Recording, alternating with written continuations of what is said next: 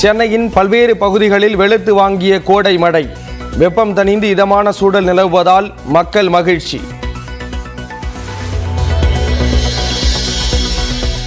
தென்மேற்கு வங்கக்கடலில் மணிக்கு 6 கிலோமீட்டர் வேகத்தில் நகரும் ரிமல் புயல்.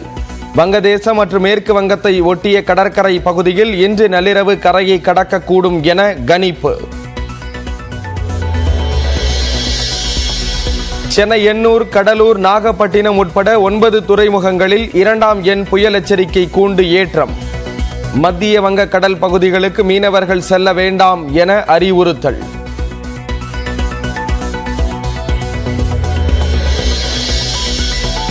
குற்றால அருவிகளில் ஆர்ப்பரித்து கொட்டும் வெள்ளம். பிரதான அருவியான குற்றால மெயின் அருவியில் குளிப்பதற்கான தடை 8 நாட்களுக்கு பிறகு விலக்கப்பட்டது.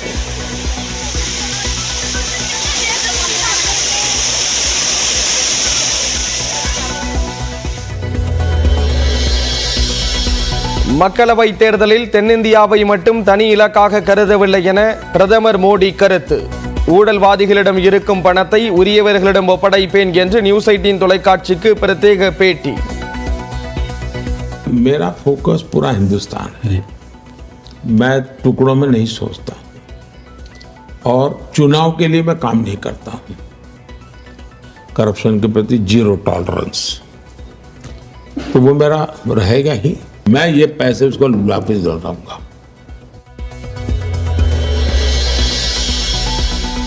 பிரதமர் பதவிக்கான கண்ணியத்துடன் மோடி நடந்து கொள்ள வேண்டும் என பிரியங்கா காந்தி விமர்சனம். முஜ்ரா நடனம் தொடர்பாக இந்தியா கூட்டணியை விமர்சித்து பேசியதற்கு கண்டனம்.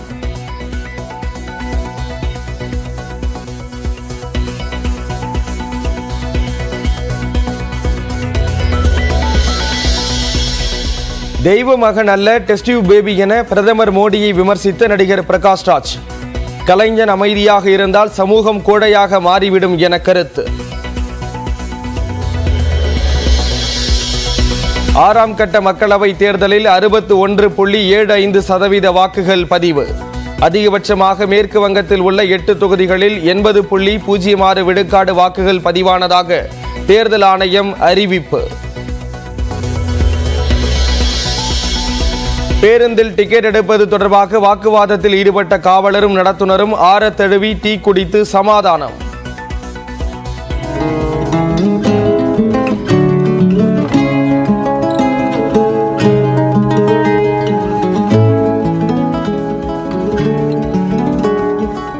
விதிகளை மீறியதாக அரசு பேருந்துகளுக்கு விதிக்கப்பட்ட அபராதம் வாபஸ் என போக்குவரத்து காவல்துறை தகவல். நீலகிரி மாவட்டம் கூடலூர் அருகே வீட்டிற்குள் புகுந்த சிறுத்தை சிக்கியது.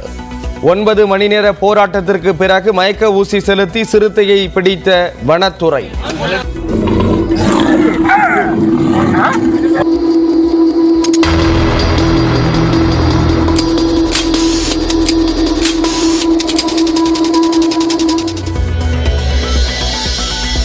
காஞ்சிபுரம் வரதராஜ பெருமாள் கோயிலில் வைகாசி பிரம்மோற்சவ தேர் திருவிழா. ஆயிரக்கணக்கான பக்தர்கள் சேர்ந்து தேரை வடம் பிடித்து இழுத்தனர்.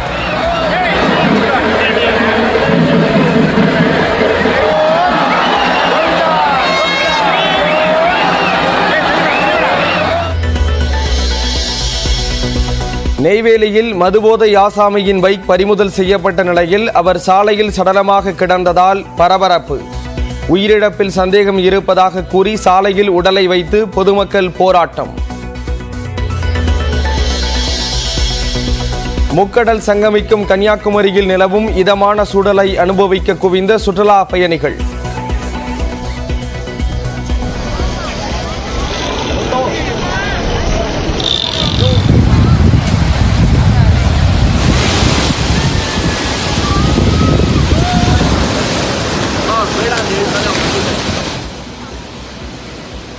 புதுச்சேரியில் கடல் சீற்றத்துடன் இருப்பதால் சுற்றுலா பயணிகளுக்கு அனுமதி மறுக்கப்பட்டதால் ஏமாற்றம். சென்னையில் நேற்று திடீரென பெய்த கோடை மழையால் வெப்பம் தணிந்து இதமான சூழல் நிலவியது. சென்னை நகரின் பல்வேறு பகுதிகளில் மாலையில் மிதமான மழை பெய்தது. சென்னை அண்ணா சாலை, தேனாம்பேட்டை, நந்தனம், நுங்கம்பாக்கம், தியாகராய நகர் உள்ளிட்ட பகுதிகளில் சுமார் 20 நிமிடங்களுக்கு மிதமான மழை பெய்ததால் குளிர்ச்சியான வானிலை நிலவியது. சேப்பாக்கத்தில் கொல்கத்தா மற்றும் ஹைதராபாத் அணிகளுக்கு இடையிலான பயிற்சி சிறிது நேரம் தடைபட்டது.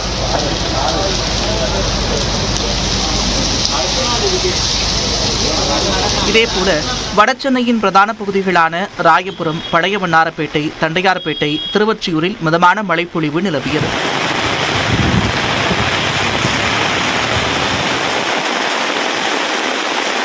சென்னை புறநகர் பகுதிகளான பாடி, கொரட்டூர், அம்பத்தூர், கள்ளிக்குப்பம், வில்லிவாக்கம், கொளத்தூர், மாதவரம், மதுரவாயில், வடசரவாக்கம், ராமாபுரம், வானகரம், போரூரிலும் சாரல் மழை பெய்தது.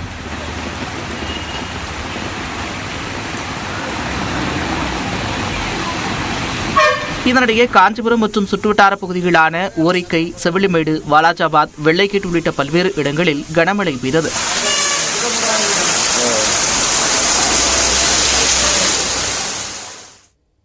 வங்கக்கடலில் நிலவிய காற்றழுத்த தாழ்வு மண்டலம் ரிமல் புயலாக மாறிய நிலையில் சற்று நேரத்தில் தீவிர புயலாக வலுப்பெறும் என கணிக்கப்பட்டுள்ளது.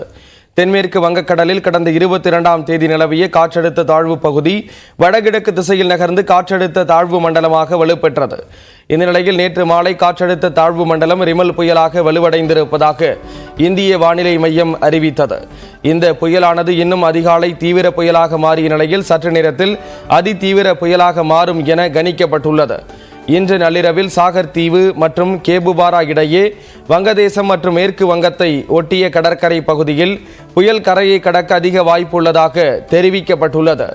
ரிமல் புயல் கரையை கடக்கும் போது மணிக்கு 110 முதல் 120 கிலோமீட்டர் வேகத்திலும் இடையிடையே 135 கிலோமீட்டர் வேகத்திலும் காற்று வீசக்கூடும் என்று இந்திய வானிலை மையம் எச்சரித்துள்ளது.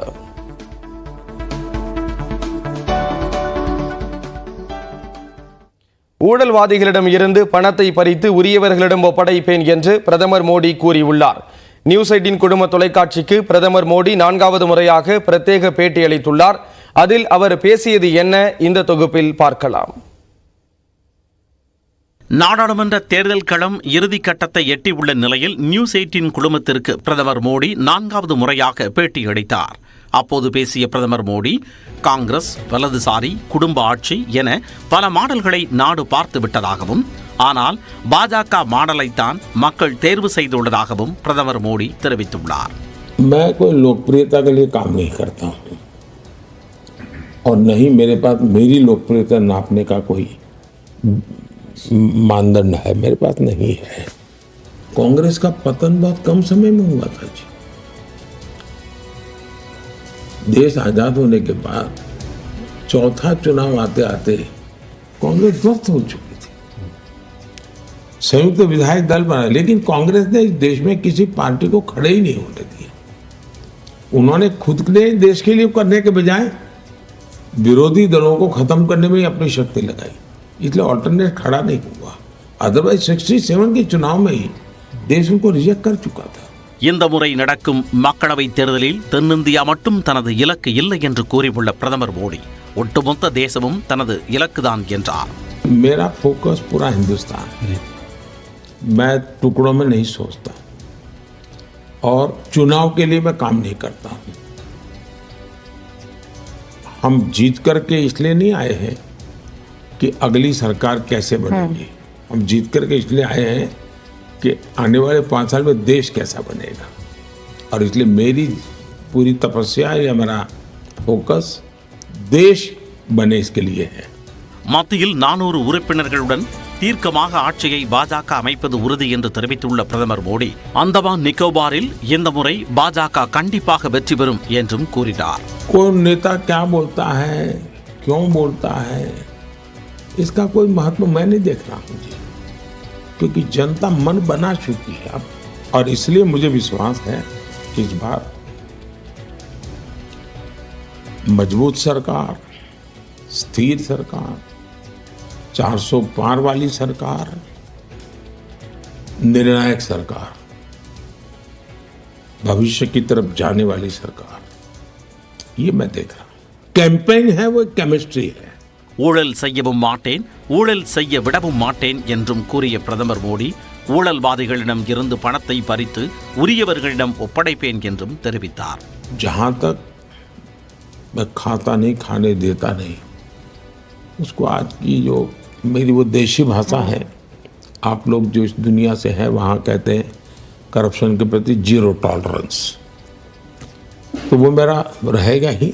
मैं ये पैसे उसको वापस लौटाऊंगा। एक्चुअली अब मेरा न खाता हूं न खाने देता हूं, अब आगे में है कि जिसने खाया है उसको निकालूंगा और जिसका गया है उसको खिलाऊंगा। கிரிமினல் குற்றச்சாட்டுக்கு ஆளாகியுள்ள கெஜ்ரிவாலிடம் சார்லஸ் சோப்ராஜை போல் சில ஊடகங்கள் பேட்டி காண்பதேன் என்று பிரதமர் மோடி கேள்வி எழுப்பியுள்ளார். மேற்கு வங்கத்தில் மம்தா பானர்ஜியின் அரசாங்கம் அனைத்து அதிகாரத்தையும் கொண்டிருப்பதாகவும், ஆனால் தவறான திசையில் அரசாங்கம் செயல்படுவதாகவும் பிரதமர் மோடி குற்றம் சாட்டினார். மேற்கு வங்கத்தில் பாஜக மிகப்பெரிய வேகத்தில் வளர்ந்து வருவதாக கூறிய மோடி, வேறு எந்த மாநிலத்திலும் இல்லாத வகையில் மேற்கு வங்கத்தில் பாஜக வளர்ந்து வருவதாக கூறியுள்ளார்.